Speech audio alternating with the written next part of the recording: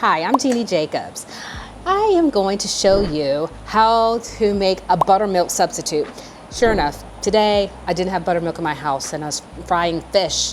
And fish and buttermilk are great. You soak the fish in buttermilk, it muddles out the scent of that fishy odor and also adds light moisture to your fish and most of your food.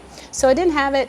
No buttermilk. I didn't feel like running to the store. Instacart had already been to my house. I said, I have the ingredients to make buttermilk. So I'm going to show you 3 ways you can make buttermilk. Okay, the first way we're going to make buttermilk, you're going to take your milk and you're going to add melted butter.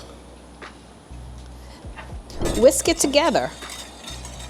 And this is your buttermilk. Believe it or not.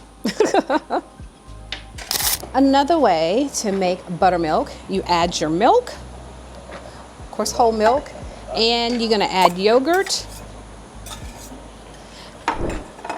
and just whisk it together.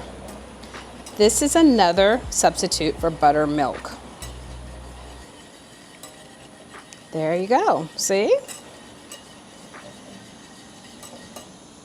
Another alternative way to make buttermilk, add your whole milk. Either add lemon juice or you can add vinegar. So just add a little bit of lemon juice, let it sit, and you will have some buttermilk. Buttermilk